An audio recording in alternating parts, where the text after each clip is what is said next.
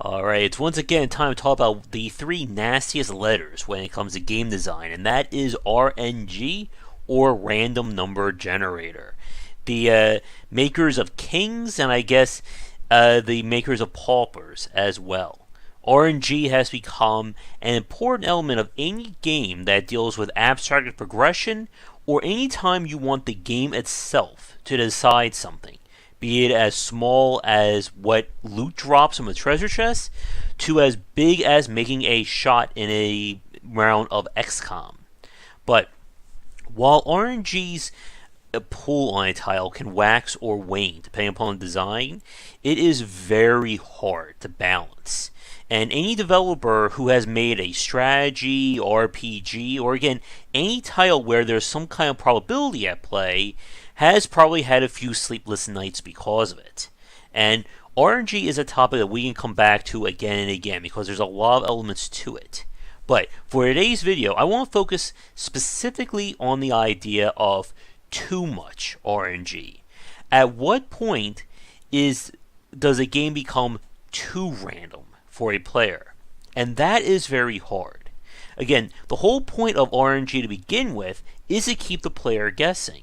It's what's kept so many people playing Diablo, why people open up loot boxes again and again, or even, again, the simple thrill of playing a roguelite, like Rogue, any other combination thereof you can think of. And the more ways that a game can provide variance, the more replayability there is, and the greater it becomes in terms of that specific genre. So why would too much RNG be considered a problem? And like we said, that gets into some of the harder nature of describing and properly talking about probability. Now, as we've said in previous talks, there is no such thing as a 100% random game, as in anything and everything can happen at any time. That doesn't work. There's always some structure to a game. It can be a bit in the algorithm for how probability works. It can sometimes be a developer fudging the results. For instance, many games such as XCOM and a few other tactical strategy games I'm forgetting all the top of my head have gone on the record by saying that when you see a 70% chance to hit, it may not really be 70. What XCOM did was every time you miss, the game would add a little extra weight to the next shot again and again until you eventually get that hit. This is a way of guaranteeing that if an enemy was just, 20 to 25% chance to hit and you were just not getting them at all, you would eventually get that result. But again, the problem when it comes to RNG is properly understanding what it's affecting and how much of a pull it has over a game. Again, some titles will use RNG very lightly, such as you have a 1% chance to hit and maybe a 5% chance to get a critical hit. Again, 5%, 10%, 3%, numbers like that, they're not something you can properly balance a game around, nor should you. You don't want to have a boss fight or a challenge that only has a 3% chance of succeeding. And then there are many titles that allow you to mitigate RNG based on the skill level of the player. So, going back to XCOM, one of the things that separates experts from novices in the XCOM series is being able to weigh your chances in your favor as opposed to relying more on RNG. That simply means that you're not going to bet your entire turn, your entire group of characters around a 50% chance to hit. You're going to set up characters to either properly defend or hunker down, maybe use a special ability, maybe blind the guy with a grenade, but all in all you have a plan B and sometimes a plan C that can help you. So that if it does work, great. If it doesn't work, you're not immediately screwed. And as we talked about in a game like Darkest Dungeon, despite so much of how the game is built on chance and probability, you can hedge your bets by bringing in the best team, focus on group dynamics, and even just understanding how to fight a boss. However, when RNG becomes extreme, this is when we run into situations where essentially the game, in a manner of speaking, is deciding whether or not you can actually win. And that is when things get very sticky. Now, as we've said before, with a game like The Binding of Isaac or Spelunky, that both deal with procedurally generated levels and completely different experiences, so much of those games are built on player skill. If you're not good at platforming, it doesn't matter what luck of the draw you get in Spelunky, you will never beat that game. Likewise, in The Binding of Isaac, even if you don't get the superpower ultimate items that can possibly drop, a great player can still make things work. The RNG is simply there to add more to the experience, or, again, add that flavor. So that you don't know how things are going to respond, and you don't know what exactly your plan is going to be. But there are titles where it's the opposite, where you are dealing with a upcoming known. I know that at level 5 I'm going to have to do X. If I don't get the plan for X to drop, I'm done. There is nothing I can do. There is no amount of skill or knowledge that can help me. If I don't get what I need, whether it is by the luck of the draw or some random event, how am I supposed to win? Slay the Spire is a good example of this, as well as a game we're going to switch to in the next few minutes. With Slay the Spire, the levels or your playthrough are going to be randomly generated. You don't know what exactly you're going to fight, what cards you're going to get, or what relics and events that can show up. You do know that they come from a set pool. I know when I'm on Act 1 what kind of fights to expect, just like if I'm on Act 3. But the game will always throw one of several different bosses at the end of each act, and each boss is fundamentally a different battle. What that means is that certain bosses will hard counter specific builds. One of the bosses in Slay the Spire is the Time Eater, and his special condition is that he will end your turn and grow stronger once you've played 12 cards over how many rounds of play. Now, if you're playing a deck that you're only focusing on 1 to 2 cards per round, that's not too big of a deal. If you're using a build that relies on throwing out a lot of 1 or 0 cost cards, this fight is massively harder and even to some extent overpowered. Then there are a few bosses that if you have the right set of cards or the right build, you will devastate that fight. There is nothing that boss can do that your deck or relic combination will not be able to counter. And again, that is the beauty and nightmare of RNG. You can have those battles where everything goes your way and what was the point of the difficulty?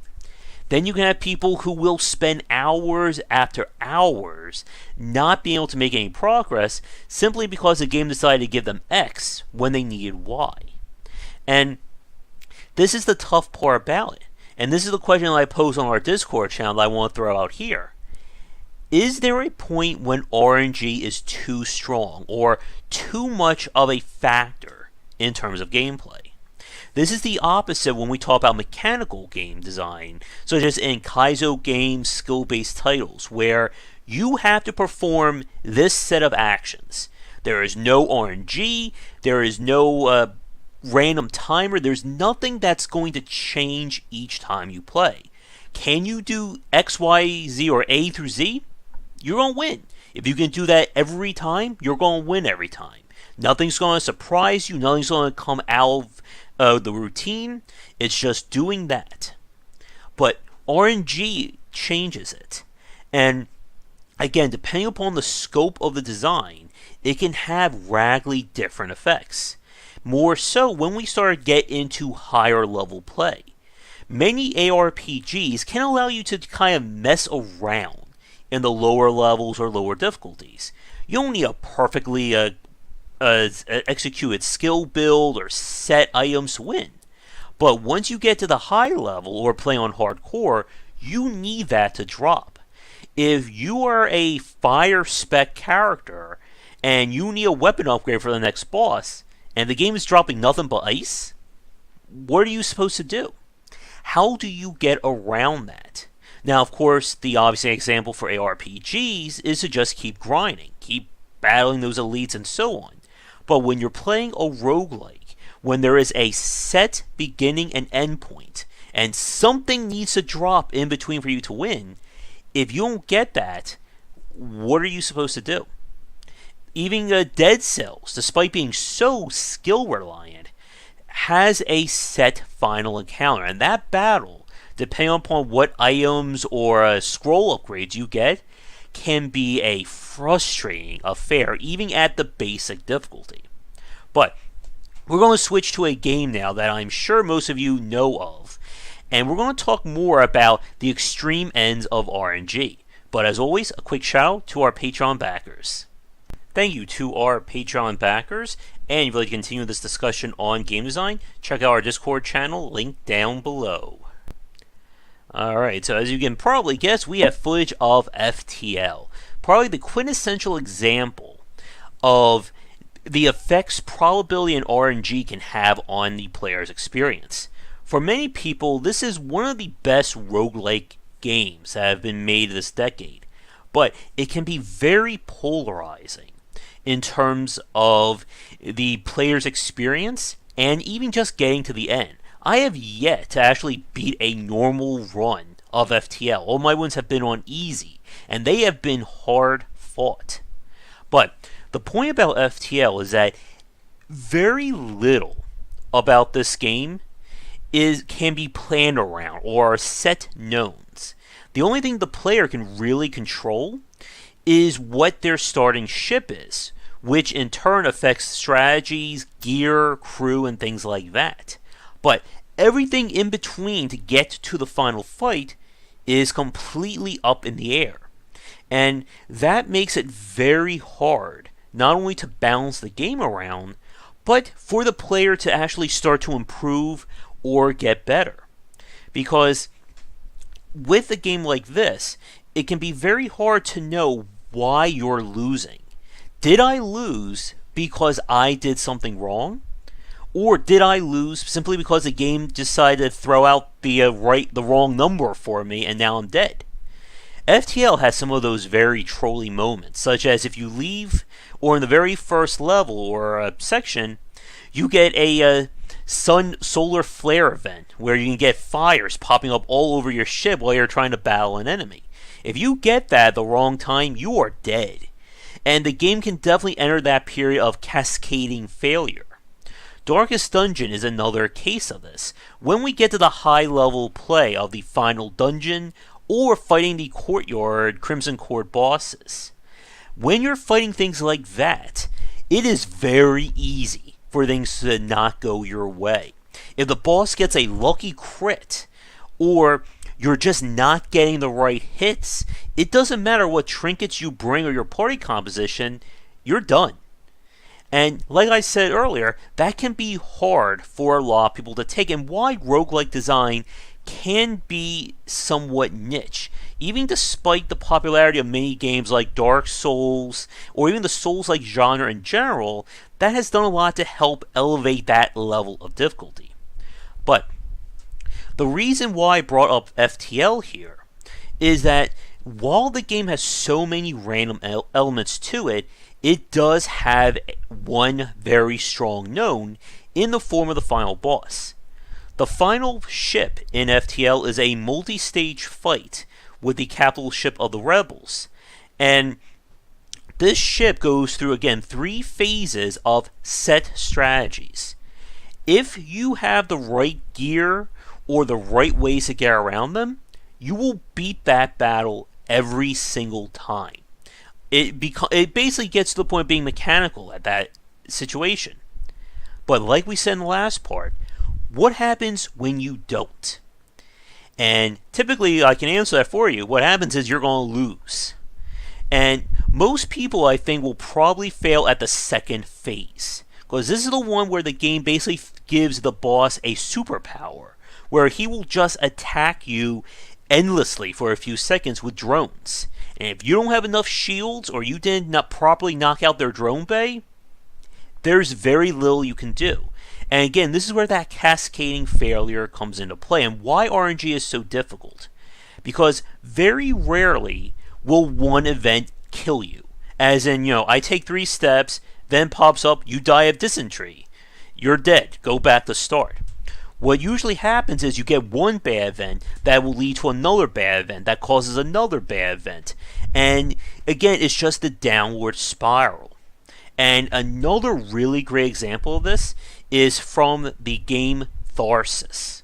This is a game that I covered on the channel a few years ago, and this to me is another extreme example of probability. How it worked was you had to survive X amount of rounds.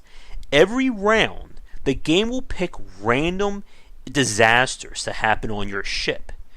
Within those disasters, you have to do a set condition or meet a certain threshold of rolls of dice or something like that to correct that event. If you correct the event, nothing bad happens to you. Any events that remain at the end of the round will hurt your ship. Now, sounds simple enough, but remember, those events are being randomly chosen. You can have a turn 1 when the most disastrous events will happen that you have no way of correcting, and they're going to persist again and again, making it harder and harder for you. You could have 5 to 10 rounds when just one little thing happens. And again, it is completely up to the game to decide that. So, how as a player can you plan for that? And again, the answer is you can't. You can certainly use knowledge of the game to understand what are the optimal moves to make or what my options are. But if the game says do X or have Y or die, and you can't do either, then you're just, well, done. And this can be very punishing if we're talking about games that are multi-hour experiences. Something like FTL here or Tharsis is usually meant to be played in 30 minutes to an hour, so it hurts, but it's not like a punch to the gut. But if you're playing a game like Darkest Dungeon, which can become very grindy near the end, and you're investing 30 plus hours in, for the game to basically say, hey, you know all those characters you just leveled up for the last 10 hours? Yeah, they're all dead now. Have fun, go build up for more. Well, chances are you're going to throw your computer or your console out the window. And to begin to wrap things up, RNG, again, affects every game and every design differently. And as a developer, you need to figure out just what it is that you're going to be trying to randomize. Again, you can have it be literally as simple as, does the game make this window green or does it make it blue? Or you could, again, have these extreme examples where you need X, Y, and Z or you're going to lose. But good game design usually allows the player, again, to make the best out of a bad situation. That even if I didn't get build number 47D, that I can still win with this crazy combination. And I have certainly done that, and I'm sure a few of you have done it as well, in the Binding of Isaac. And that still is why it's a great example of RNG, despite still having set elements to it. But the sheer number of variables in that game prevent you from having any set strategy. And I think that's kind of where you need to go. You either need to properly balance the experience, or you need to set things up so that, again, you have a wide range of options and abilities. So that even if I don't get the proper build, such as when I'm fighting this boss here, I could do some crazy out of left field strategy and maybe still win. Could that strategy ever come up again in another 100 to 2 hours of play? Maybe not. But the fact that I know that I can still make lemons out of lemonade is a popular attraction, as opposed to just saying I must have one of these exact strategies or the game is done. And it's a very tricky situation. Sometimes it can be case by case. But another question to end things on: can you think of examples of games that could have done more with RNG to keep you invested? And can you think of games that went too far in RNG? Another possible example would be something like Convoy. But this video is already getting a little bit late, so we're going to end things here. But anyway, thank you so much for watching. Be sure to check back for daily discussions on game design here and on game wisdom, where we examine the art and science of games. And if you'd like to suggest a topic for me to tackle, RNG or not, let me know in the comments below. But otherwise, thanks again for watching, and catch you all next time. If you're looking for another book about game design, be sure to check out my first title, 20 Essential Games to Study, out now. Thanks for watching the video. If you enjoy things, be sure to do all the liking and subscribing that the kids are doing these days. Check out our Discord channel linked down below where we hang out and chat game design, and come back later tonight for our regular streamings. But that's it, and tune in for more great content here and on Game Wisdom, where we examine the art and science of games.